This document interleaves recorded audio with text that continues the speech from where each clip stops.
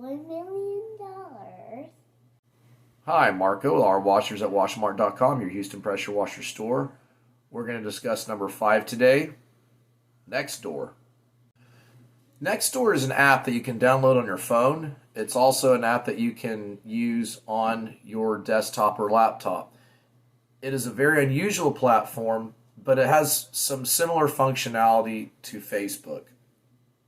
What I've found personally is that Nextdoor has not been a good source for commercial leads, but was a better source for residential leads. The other thing that I notice on Nextdoor is whenever you get a referral and it comes from Nextdoor, they are many times better customers than what I would get from Facebook. Like many Facebook groups, Nextdoor has a person that watches over what is being said, which is kind of like a regional moderator. So going on and advertising your business can get you kicked off of Nextdoor. How I've been able to use Nextdoor to get more leads is not by me going in and posting what I do and then having my post removed from a moderator. What I've done is I will finish a cleaning job, and then through the process, I will ask them to leave me a Google review, and I'll ask them to leave a post on Nextdoor. Whenever they put something about me on Nextdoor in their group, and you have a company profile already made, and you can be tagged into it, you will get more leads. I've attempted the paid advertising part of Nextdoor. On my end, I've not had success, but I do know that in my region, it might just not be good for me. But I do know in other regions, people have used the paid ads on Nextdoor, and they have gotten a lot of good leads. But the reason why I wasn't too concerned about paying for my ads on Nextdoor is because I'm branding. And branding never really costs you anything. It might cost money up front, but the branding will pay for itself in the long run. What I like about the paid advertising part is you might have a region that you would like to start doing business in, but it's not really close to where you're at. It could be 30 minutes away. And so it's an area that you're not going to be getting a lot of Google leads off of your paid ads from Google ads. But with Nextdoor, you can target neighborhoods, and then you can brand your company in areas that you aren't normally branded in.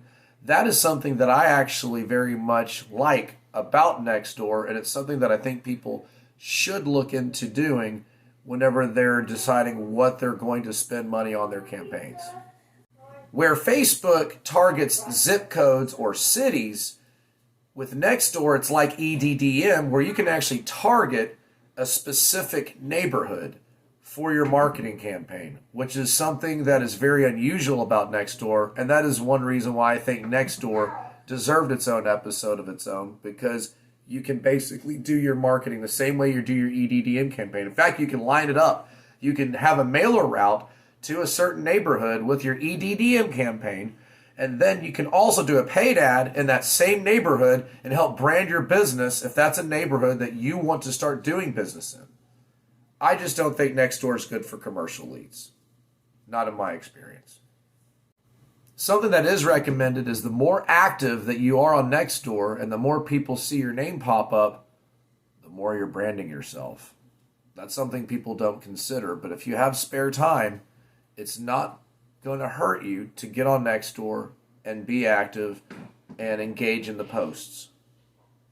The posts that are the most prevalent to get involved in are the ones that involve with crime and law, because those are the ones that get the most engagement from what I've seen. And so if you're active on those posts, you will be effectively branding yourself.